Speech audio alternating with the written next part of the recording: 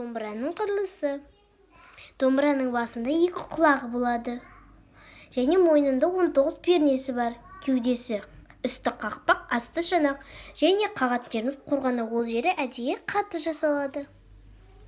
Дыбыс ойығына келетін болсақ, аузы үлкен тек және кіші тек. Кіші тегді шайтан тек деп жатайды. Кіші тек деген ыңғайлырақ түйме ілгек. Ол 2 шекті ұстап тұрады мына. 2 шек. Астыңғы сол шегін, үстіңгі ре шегін. Астыңғы шек сәл қаттырақ тартылады. Қолдың таңбалануы. Оң қол қағу жұмысын, сол қол дыбыс теру жұмысын атқарады. Қаққанда сұқ саусақ пен бармақтың тырнақ бетін пайдаланамыз. Сол қолдың таңбалануы. Бір бармақ 4 саусақ бар. Бірінші, екінші, үшінші, төртінші саусақтары мынау 4 саусақтар. Ал бармақ мынау 1 бармақ. Бармақ үстіңгі шекте, саусақтар астыңғы шекте жүреді. Бірінші саусақ бармақтан жоғарғы, екінші саусақ бармақтан қатар, үшінші, төртінші саусақ бармақтан төмен жүреді. Музыкалық дыбыстар гамма. До, ре, ми, фа, соль, ля, си, до. До, си, ля, соль, фа, ми, ре, до. Мына ре, ми мен сиде диез болмайды. Оны кейін түсіндіремін. Дұрыс отыру, домбыра ұстау. Ол сіздерге керек болады. Орындыққа жартылай арқаны тік ұстап, оң аяғымызды сол аяғымыздың үстіне қойып отырамыз. Домбыра ұстағанда аяқ пен кеудемен қолмен қаусыра ұстаймыз. Қағаз қаққанда қолымызды бос ұстап, білезік болмен жұмыс жасаймыз. Домбырада дыбыстардың орналасуы. Бұл диез. Ре шегінің дыбыстары. Ре шегім. Ре диез, мынау диез деп аталады. Диез.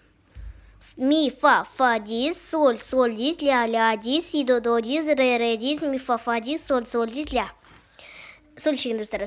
Соль диез, ля диез, си, до диез, ре диез, ми, фа диез, соль диез, ля диез, си, до диез, ре.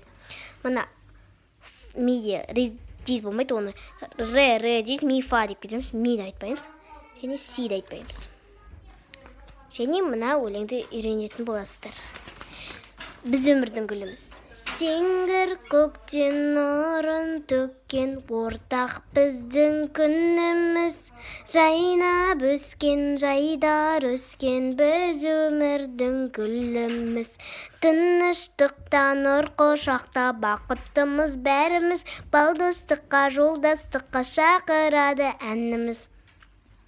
Достар, және мен бұл видеоны түсіндіре алсам, маған лайк басып, осындай подписаться етіңіздер.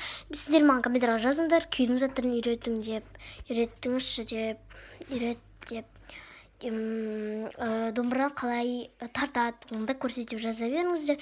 Күй, қобыз, бірақ мен ондай білмеймін, қобызды білмеймін. Күй үйретіңіздеңіз, қызды үйрен деген менде халық жыр бар. Соны үйретуім де мүмкін.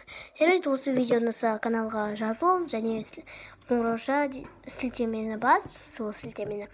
Және де лайкты басуды ұмытпа. Және пікір қалдар. Сендер болған мен Кәусар, яғни Кокомани каналы. Тағы да осындай не білгің келсе, ақпарат менің каналыма 100 лайк жиналсын. Сосын барып сендерге айтам. Және қош, сау болыңыздар.